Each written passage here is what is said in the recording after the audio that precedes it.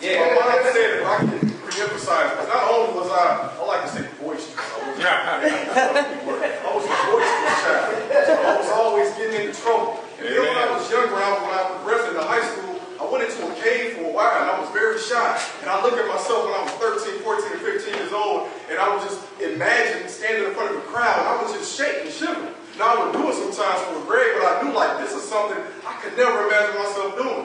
And then in 2015, my mom sent me a message one day and said, do you want to speak youth Sunday around Memorial Day?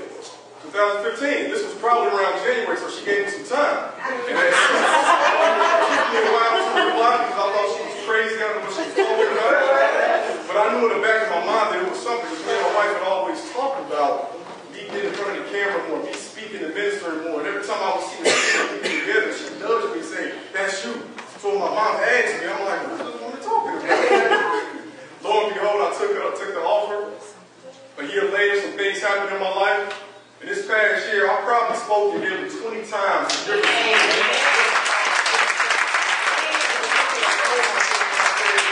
Personally, I want to make sure I speak at least one time each month.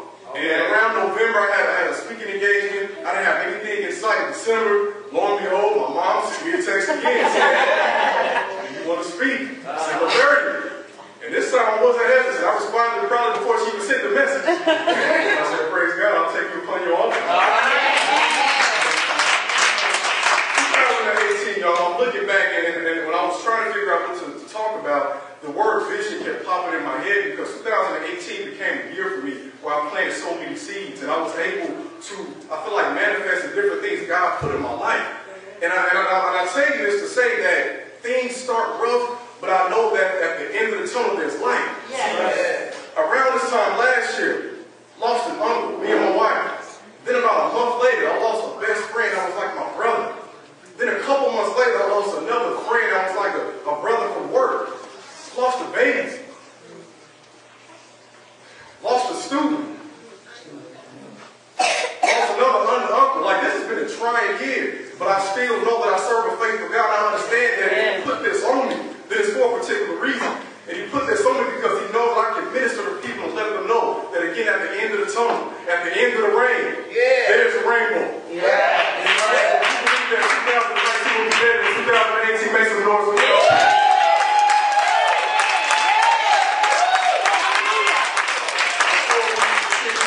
You all rise for me real quick so we can pray over this scripture and read the scripture one more time. Right now, with this message. Now, I'll be honest with y'all because, I'm not a preacher, so I'm a speaker. That's all right. I backed it. I said, who? When I came across this scripture, I was doing some searching, and I was trying to find something that fit the vision. I said, how about what? And I'm like, 100 for what? And when I read it, I was like, is this me? It's so funny sometimes when you read the word and you find that it's ministering to your exact situation. So let's read this together. Let's pray on the message. 1920 vision. So in Habakkuk 2, chapters verse 1 through 4, it says, I will stand my watch and set myself on the rampart, and watch to see what he will say to me, and what I will answer when I am corrected. Then the Lord God answered me and said, write the vision and make it plain on tablets, that he may run who reads it. For the vision is yet for an appointed time, but at the end it will speak, and it will not lie. Nor terrorists, wait for it, because it will surely come. It will not tarry. Behold the proud, his soul is not upright in him, but the just shall live by faith.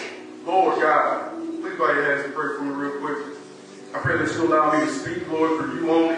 Allow myself to sit down and allow you to rise within me and speak your message, Lord. I pray on this message, 1920 vision, that people will be delivered and brought to you, Lord, to understand that 2019 will bring them even greater things than 2018 brought them, Lord. I pray that you continue to deliver us, deliver this church, deliver this community, deliver this country. Allow us to be vessels only for you and for your message. Allow us to get rid of the distractions, get rid of the negativity in our lives, and again, understand that you are grateful, you are a faithful, merciful God, that you would deliver us all in 2019, Lord. In the name of Jesus, we pray. Amen. Amen.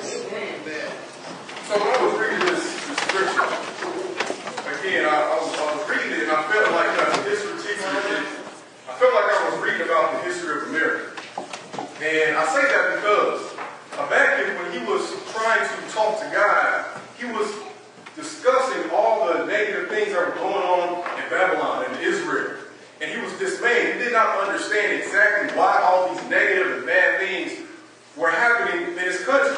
Why was a nation so evil? And a nation that was just so set on destruction and economic gain? Why were they allowed to persist?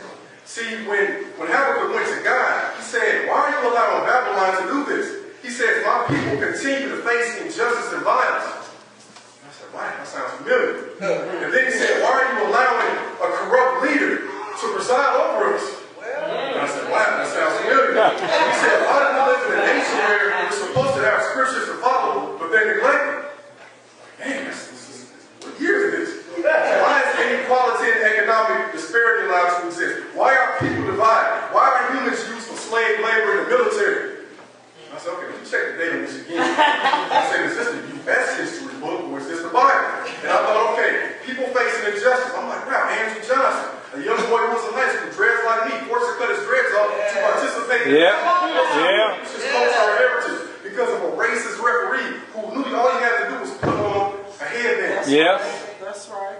Why was Trayvon Martin allowed to happen? People facing injustice. Mike Brown, Sandra Bland, Kia Boyd, Laquan McDonald. Why is Toya Brown facing 51 years in prison for killing someone who was raping her and assaulting her? At the same time, a white guy named Rock Turner served 3 months in prison. And a white guy named Jacob Walter Anderson was only fined $400. So I'm like, wow, people facing injustice and violence. People living under corrupt leadership. Trump. Did I say more? The scriptures being neglected. We claim that we are a nation that every time a president comes into office, what do? They put their hands on the Bible. That must be the only time y'all have to look at the Bible read. Because we're talking about building walls, and again, I'm not a biblical scholar, but I'm pretty sure the Bible has several verses where it says, we welcome foreigners. Matter of fact, if you look at the Statue of Liberty, that say something very simple. So the scriptures being neglected. Inequality. 60%. I don't think y'all understand this. Because every time we get paid, I remember when I got my first job. I'll shout out to my grandmother for this. I remember I got my first job when I was in high school. I was working at a bank, and I was excited to get paid. I was making $8 an hour. This was like 2004, y'all, so I was really balling, you know. And we were doing them before our sisters. So I got my check, and I was excited. I couldn't wait to cash it, and I looked at it, and again, I'm like, who are all these people taking money out of my check? We got this, all these different acronyms, and a lot of us don't realize that we pay tax money for the destruction of other people. Like when you see the federal government taking money out your pocket, and you see videos and you see pictures of 7-year-old kids who are coming here for a better life, dying of dehydration, your tax money pays for that. See, 60% of our money, our tax money, is for the military. Now, I'm not saying we don't need a military, but I want you to picture this for a second. Let's say for every $100 you get, you spend 60 of it on weapons. We spend 6% on education, so you would spend $6 on books. You must be getting it from Walmart. You spending $6 on health care. Where you going? Walgreens? So Babylon had inequality, economic disparity. The leaders were spending frivolously. What's our debt? $22 trillion. The people are divided. Again, need I say more? This isn't something that just started happening. We're talking 16, 19. People have been divided for a long time. It's just now we have a camera. And now people see. So I'm thinking, Babylon or America? Humans used for slave labor. The 13th Amendment. Slavery's over. Except if you're found guilty of the crime. See, as a nation, as a country, we're very young. 1776. It's 2018 now, about to be 2019. America has been at war for 93% of those times, at that time. America has only not been in war for 17 of those years. 93% of the time. See, I told you before that I was a boisterous child. I fought a lot growing up. I went up and down my block looking for somebody who looked at me crazy. I was the smallest dude on the block when I was ready to go. Now, if I got in a fight 90% of my childhood, something would be wrong. See, I fought a lot, but I didn't fight 90% of the time. So again, I'm thinking, wow, humans are used for slave labor in the military. Just Babylon, just America. And then I started to reflect on it even more because a country is made of people. When I was growing up, when I would begin to learn about the inequality in America, I remember people just saying just real vague and bland statements like, the man, the white man, the man did this, the man did that. Man, who is the man? Who is the white man? Because it seems like every 4 or 8 years it changed to another white man. So who is this person? And I began to reflect on it as I got older, and I realized that, the country is made up of us. So what happens in the country is a reflection of who we are as people. So is it really that America treats people bad, or is it that the people within the country treat people bad? Because there was a report one time, I remember said that the FBI was worried about the KKK and white supremacists infiltrating police departments. See, they have a job they're supposed to do to protect and serve. A lot of them do. But if they take the hood off and put on the badge, they're no longer a police officer. They're a people person that's doing the job incorrectly. So the people get the job. The people are the ones that are doing things wrong. So living under corrupt leadership. Donald Trump has been his way for a very long time. Yeah. And then he became president. He was able to execute it even further. So as we reflect on this message, 1920 vision, we have to have a vision for a better world and a better country that, King talked about, right? But we also have to have a better vision for ourselves, because like one of the greatest rappers of all time, Biggie Small said, you can't change the world unless you first change yourself.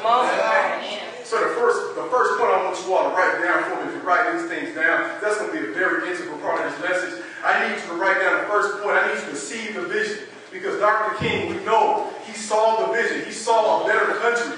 He didn't live long enough to see it. And I honestly feel like if he was alive now, he still wouldn't have lived long enough to see it. But he saw something that had not yet been manifested. Wow. Harriet Tubman. Have you heard of Harriet Tubman? Harriet Tubman was a small woman, 5 feet tall, very small woman. Harriet Tubman couldn't even read. But nowadays, if a kid can't read in my class, they tell me he's slow or medium. But Harriet Tubman couldn't read. But Harriet Tubman had a greater vision than probably other black people at that time who could read and were literate. But she knew the vision was, I need freedom. Matter of fact, Harriet Tubman's vision was so strong, she carried a gun with her, right? And then when she would come back and rescue you, she would tell you, if you come home to me with freedom, you cannot go back. If you go back, I will shoot you. Because you're going against the vision. Oh, she was about Frederick Douglass,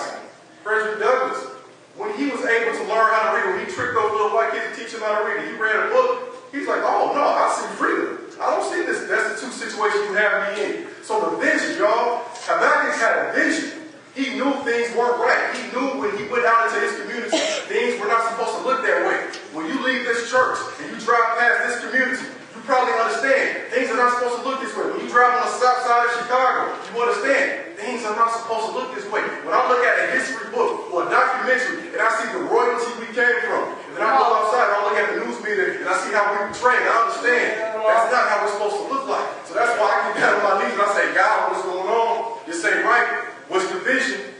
You have a vision for your life. Yeah. What has been going on this past year? What the past 20, 30, 40, 50 years of your life that you understand that God has set in your heart? What does God want from you in 2019? What are you unclear about? What was your pain for?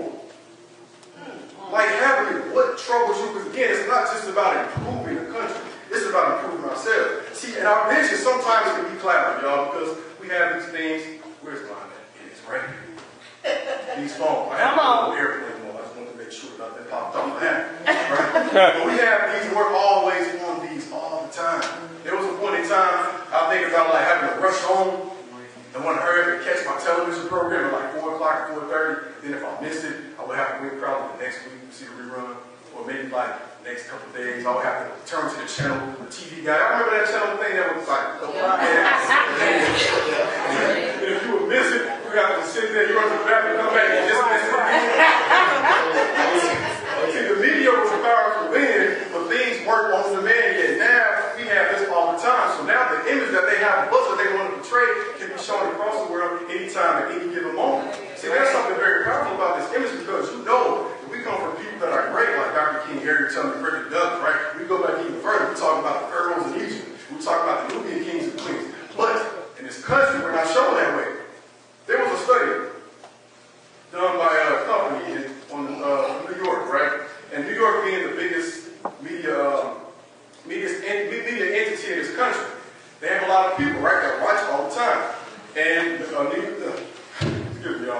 New York has a lot of people in the city. So they did a study to see how does New York actually portray African Americans. So based on the crime stats that occur in New York, blacks account for about 50% of the crime. Now I want you to think about that for a second too, because we have to think a little bit deeper than that. What does it mean to account for 50% of the crime? It's a crime right now to be jaywalking, okay? There are so many ways you can commit a crime right now just by walking outside. Especially if you are over-policed and over-monitored, you're more likely to do it. So it's not that we're more prone to crime, it's just that people are more prone to watch us and catch us when we're doing wrong. Right? So they did a study and it showed that over 80% of stories done on crime in New York were shown black people. So 50% of the crime in that city, which is a city that had stop and frisk, but it would stop you for no reason because you were black and brown. But then 80%, so 8 out of 10 stories in that city revolve around showing us as criminals. Now what does that mean? What does that do to your psyche? Again, the biggest media center in the country and probably in the world have little black and brown kids who are watching this all the time and they see us as criminals. So what's the vision?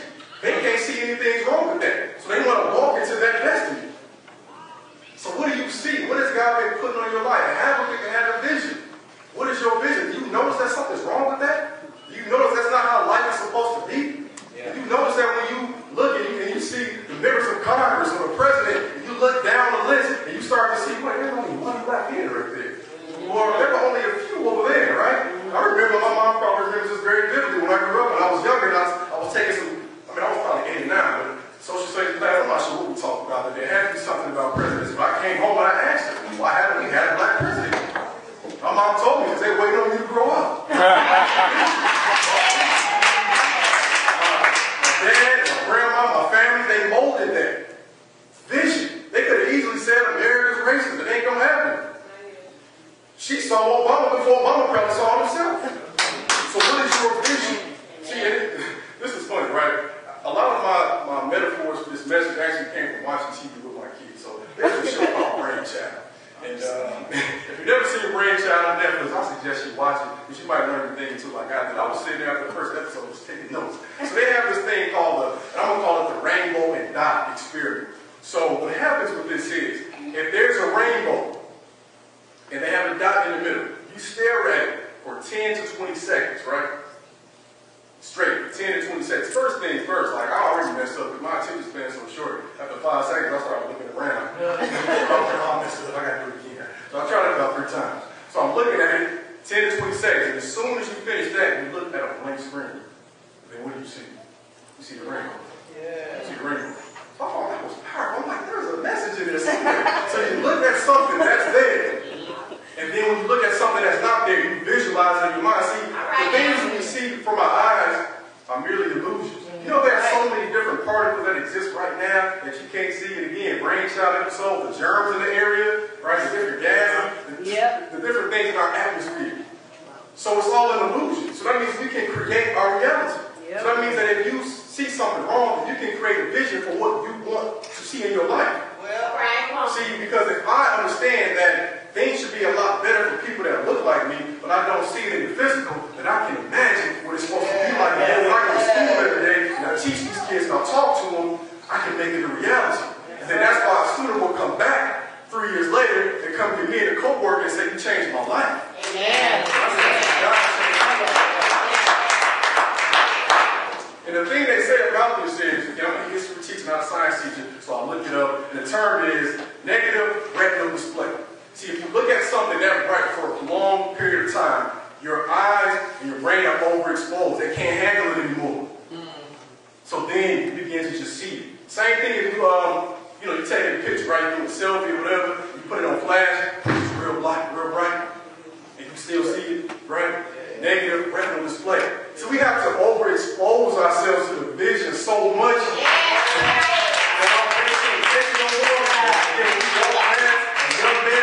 A young lady did an amazing job this morning. Did my hair real quick?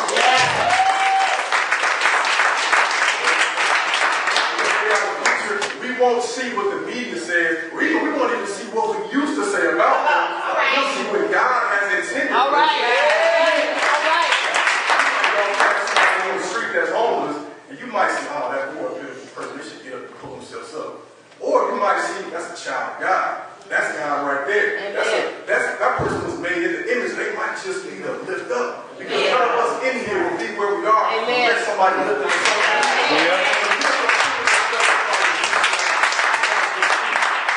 Somebody got to give you some bootstraps first. So what's the vision that God has for you? What has been troubling about your life? What has God kept just hitting you in the head about and you just want to ignore? And you cry about it. And it's fine to cry. I cried a lot. But then what? What's the next step? See, now you got the vision, right? You figured it out. I need you to write it down. I need you to write it down. I don't know if anybody here has a pen. I don't have a bulletin. There's a part that says notes. You all probably got a vision right now. You probably something you've been just grappling with for a long time.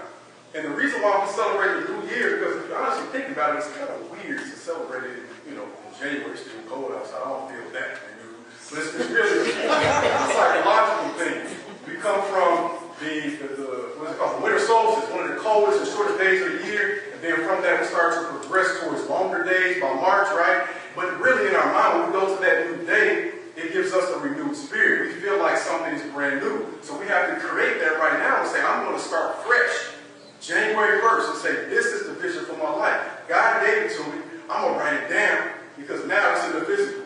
See, God is communicating with you through the spiritual realm. But you're just keeping it up here. You're not allowing it to manifest. See, when Habakkuk spoke to God, and God spoke back, God said plainly, write it down, make it plain. That's right. Because you're grappling with it so much, you have to take it the next step. You know that scientists say that we have between 50,000 and 70,000 thoughts per day. 50,000 to 70,000. You break these things down to a minute level, it starts to really guard your tool. So that's 35 to 48 per minute. So that's like every other second. You go. Try to stop thinking right now. So what's happening with those thoughts? Are you filtering those thoughts? What's going into your mind? If you're not controlling it, then that means you're being programmed, especially for my young folks, radio programming they call it. Television programming. They call it that for a reason. When you program something, it's because you wanted to do a certain thing. So how are you filtering your thoughts? 35 to 48 per minute. So imagine if you just took a small percentage of that and wrote it down. Because some are going to be some bad thoughts. Some will be good. That's why we in church. We want to focus more on the positive. So you write it down and say, this is what God has intended for my life. 50,000 to 70,000. And just one of those, like if you're talking about money, just one of those dollars can bring you something great in your life. See, and I've seen this happen. And that's why I know it's true. When I was younger, again, high school is a really weird period of time for a kid's life. You don't really know what's going on. Like you want to fit in, but you don't really want to fit in, but you got to fit in, because if you don't, then people don't say certain things about you. So I'm just like going through life, I'm going to school, getting whatever, doing my thing in class, kicking it with my friends, trying to fit in, this and that. And I remember coming home sometimes doing work, and I would go to my mom's office, and I would always see the sheet of paper she had right next to her computer screen. And it had something written on it. And I looked at it, and I was like, okay, that's kind of crazy.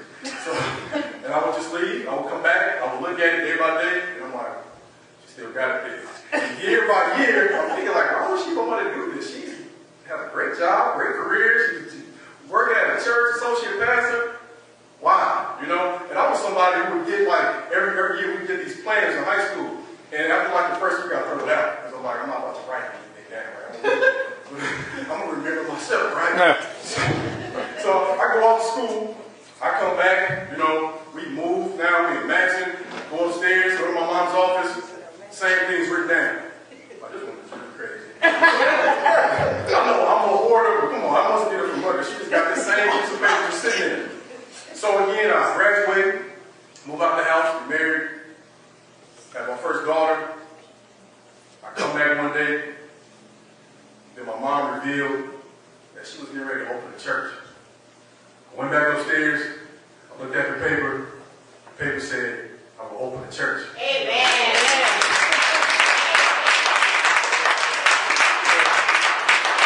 I got so many messages from that because man will doubt you. I never told her I thought it was crazy because my whole church.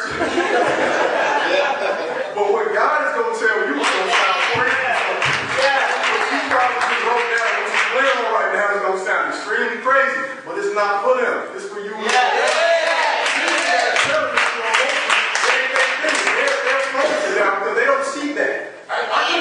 happening. I didn't see how that would happen. Now I think, yo, let's go worldwide with it. Let's have more in the morning. You gotta write it down. What is resting on your heart? After you wrote it down because God told you to. And you know, something that we've been doing a lot. I'm not sure if anybody else is on vacation still. Yes, amen. Vacation. Me and my wife and the kids been watching a lot of movies. And there's one particular actor I became privy to when I was younger, but he's reemerged as a person who's been a very staunch critic of our current president. So he's kind of changed the way he's been, you know, viewed in the spotlight. It's not like he really needs the money. So let me just kind of read through his resume real quick. So this guy, he's been in movies that have made over $2 billion total, $2.5 billion. Every time he puts out a movie, it makes about $94 million. 13 of his movies have grossed over $200 million. Okay, so now let's backtrack. So again, he paints pictures. Some of y'all might even know. He paints pictures, can't stand Trump, so shout out to him. And when he was younger, when he was first getting into acting, we're talking in the 80s, he tried out on Saturday Night Live. And he did a lot of very small, independent movies. Nothing that was really big, he, you know, still worked. In the late 80s, early 90s, he got a job working at the Living Color. Very popular show. Mainly, I would say primarily the African-American community. He was paying the bills, but he had a great vision. But he was still frustrated that he could not get bigger roles. So what he did one day is he went home, took out his checkbook, he wrote down $10 million. Now imagine if he had that and he got out of like, crazy. $10 million. And he put it in his wallet. And he walked around with it. Not just one day, not just 2 days, but several years. Eventually, his role in Living Color would end, the show would end. Soon after that, he got an offer to star in a movie called Dumb and Dumber. $10 million. Jim Carrey.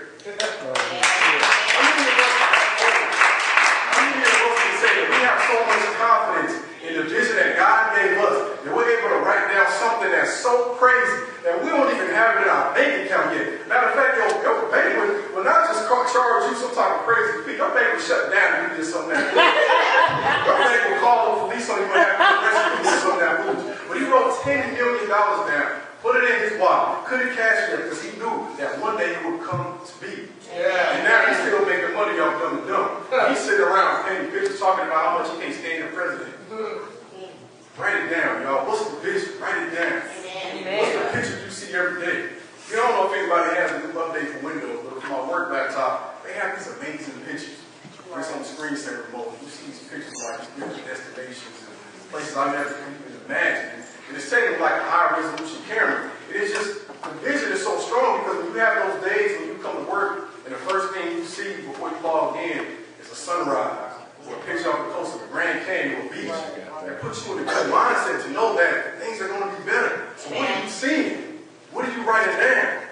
Because whatever you do, whatever you write down will become your destiny. Matter of fact, if you don't do it, somebody's going to do it for you. Again, television program, radio program, what do you do when you're young? You write down those notes. This is what you need to know if you're done with this. Who's the first president? Who freed the slaves? Who did this? Who did that? Our kids graduate knowing way more about this country than they know about themselves. That's a problem. So you write it down after you saw the vision. And have a good dig that. But here's the most important part, I believe, besides actually acting on it, you got to be confident enough to speak. Amen.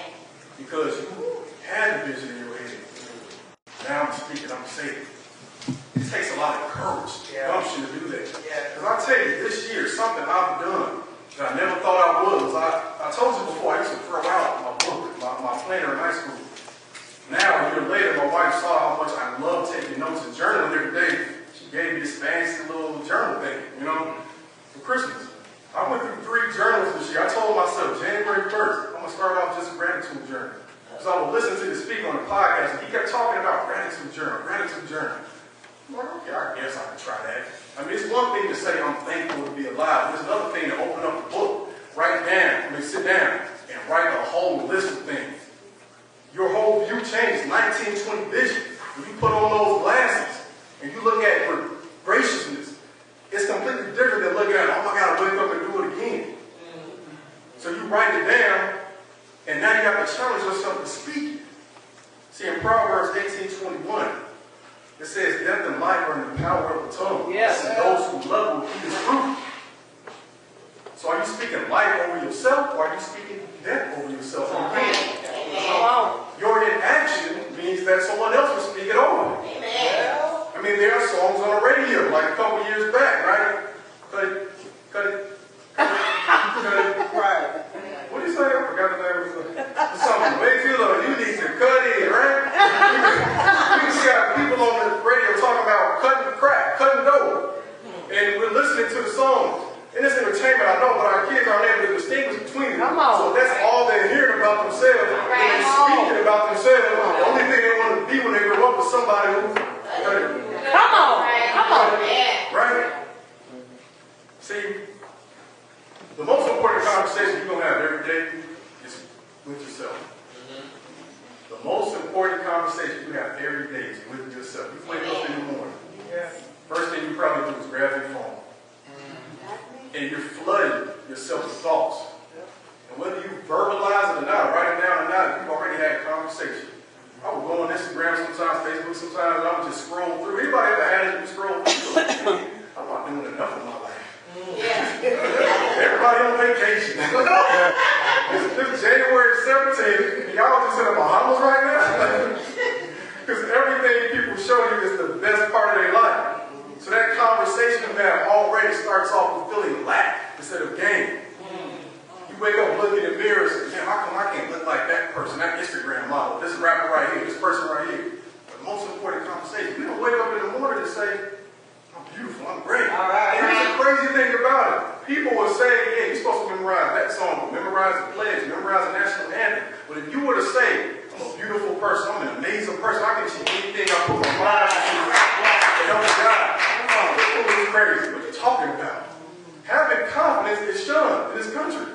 Like when if you watch sports and you dunk on somebody and you get emotional, that's a technical foul. Yep. I'm a human being. I'm happy. The NFL just recently allowed players to celebrate again. You allowing me to celebrate? Yeah. I'm happy. I scored a touchdown. Excuse me.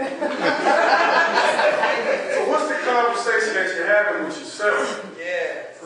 What are you saying to yourself? Look my kids, right?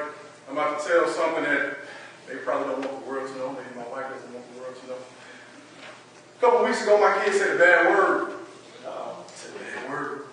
We're getting ready in the morning, right? Getting ready for brushing, trying to get ready for work. And I'm, finishing up the food and everything. And my wife's getting their stuff ready.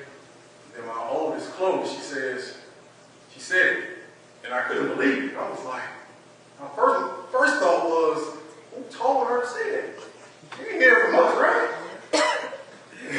And I'm just like, how in the world would she think that was okay? And before I could even turn fully, she said, oops, I mean. And I said, no, it's not good enough. Yep. You know in this house, we never said can. We said you can't do something. You don't say that in this house. So I said, if you have trouble doing something, she was trying to open the refrigerator. I thought I was talking about something else, I'm sorry. She was trying to open the freezer, right? And the suction sometimes on the fridge can be kind of hard. So she's pulling and and she couldn't get it. She said, I can't do it. I said, what's that? What I mean? I told you. You don't say can in this house. If you have trouble doing something, you say, I can do it, but I need some help.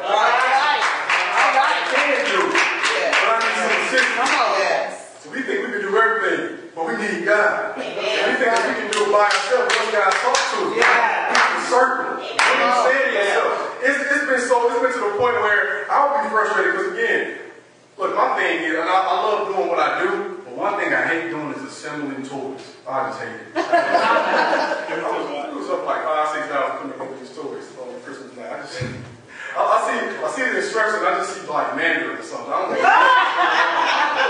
don't know when I'm good at something, I know when I'm not. So I embrace that. I would rather pay somebody to do that. So I'm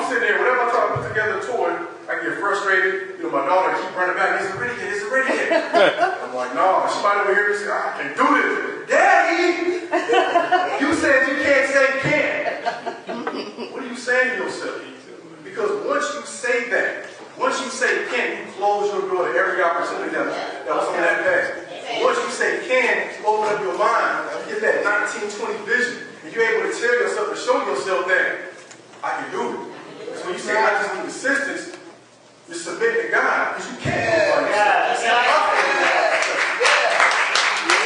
I don't care how great you are. Every great basketball or every great athlete had a team. I will argue you to the death that Michael Jordan is the greatest player ever. But he didn't do it by himself. He had Scottie Pippen. All right. Yeah. Able to say, look, I'm going to humble myself and take this role as a second best player. That's right. So what are you saying? What are you saying that you can't do? Because God can do all things, and you can imagine it's possible. You realize there was a point in time when somebody was like, you going to fly where? You going to do what? Yeah. The Wright brothers, after they flew a plane, said nobody ever fly across the Atlantic. What? Really? You know that in 1987, when Roger Ebert was interviewed, he was asked about where he saw the movie industry going. Rest in peace, Roger Ebert. 1987, he said, well, I predict one day they'll have high-definition widescreen television. Come on. I think video stores will probably cease to exist. I feel like people will start to use CDs over these cassette VHS type things. And one of the most important things he said was, we're going to have push-button ordering for movies. 1987. Vision. Now, I'm not sure if the person that made Netflix stole that idea from him. It's kind of eerie. It's kind of ironic. I haven't seen a blockbuster in a very long time. And the person that probably interviewed him and asked him that question probably looked at him like, oh, are you crazy? Vision. Vision. So I'm not sure if anybody has a routine when they wake up in the morning. One of my things I have now in the past couple of years or so is just listening. Well, first thing when I grab my phone, if I do grab my phone, I make sure before I touch any social media, I go to my Bible app. And I'm actually proud of myself because, you know, now they found ways to keep you engaged. So I'm not sure if anybody else has a Bible app. They know how to keep you engaged. Now, they work on Facebook and Instagram and Twitter. You can have friends on there. You can do plans together. And they also have this function where it shows you your streak. And it's like, I'm not trying to end my streak. I'm like 6 weeks now. I'm killing, I'm crushing.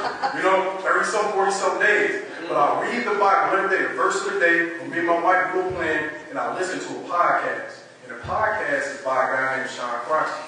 And it's called the Quote of the Day podcast. It's no more than 5 to 10 minutes every day. They have a speaker, you know, from different beliefs, whatever, like, and they're just saying something positive on a set subject to get you going for the day. And it was something that a speaker said, her name is Lisa Nichols. She said something very powerful that just resonated with me so much. And I thought about this message as a whole because when Habakkuk spoke to God and God spoke back, Habakkuk realized that for this vision that he had, it was going to take a long time. And he walked away knowing that he had to be patient. Matter of fact, in Habakkuk 3, verse 17, he says, though the fig tree may not blossom, nor fruit be on the vines, though the labor of the olive may fail, and the fields yield no food, though the flock may be cut off from the fold, and there be no herd in the stalls, yet I will rejoice in the Lord, and I will joy in the God of my salvation. The Lord God is my strength. He will make my feet like deer's feet, and he will make me walk on my high heels. To the chief musician with my stringed instrument. He said that knowing that he might not see it today or tomorrow, maybe not at 19, maybe not at 20, but he knew it was going to come to fruition. So when I was listening to this podcast one day, the speaker said something to me that spoke to me so much that it made me feel as though this is what we need to hear. This is what I need to hear. Matter of fact, not just that, it's what we need to say so we can realize, just like Habakkuk did, that even though it's not blossoming yet, that you understand that when you plant the seed, and I got this from the speaker named Eric Thomas, when you plant the seed, you cannot expect to see the fruit the same day. Right? So we're planting seeds in these children right now. We're planting seeds in our job and different things we're doing. And then we get mad and we plant it and we don't see it blossom yet. You got to put it down low, down beneath. So I'm not sure if, as I close, I'm not sure if y'all trust me with God speaking through me. But there's a speaker. She said something. I want us to repeat it together. So as I said, and I pause, I want you just to kind of repeat it after me.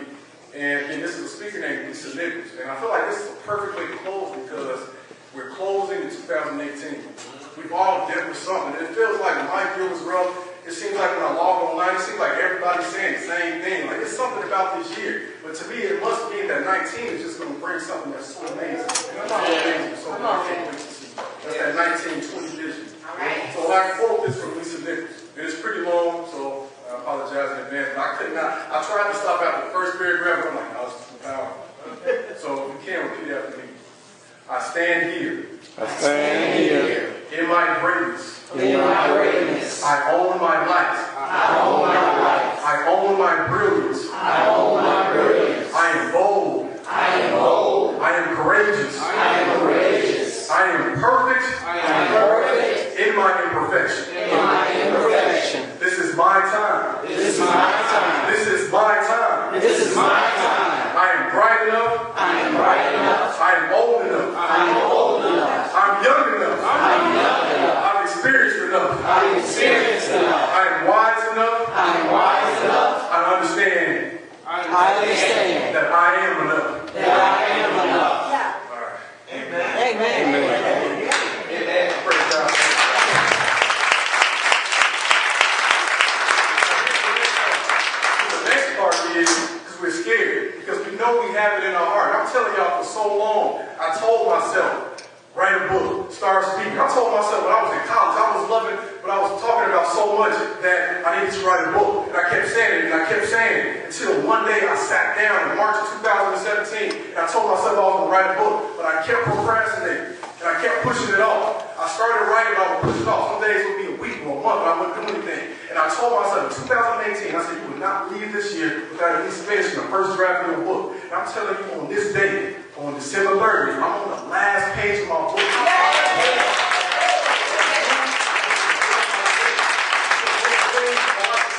When I would fall asleep on the couch, I would wake up 2 o'clock in the morning some days, and I say, okay, I want to go to sleep, I'm tired, but the vision. I grabbed my laptop. I'm doing it on my work laptop. I'm over here just typing, because I knew God put something in my heart. And a lot of us were scared to not just write it down, but we're scared to give ourselves a deadline. But you can say, oh, I want to write a book. You say that at 20, and then one day you're 90 years old. Give yourself a deadline. So this next part is about fear. So let's keep going.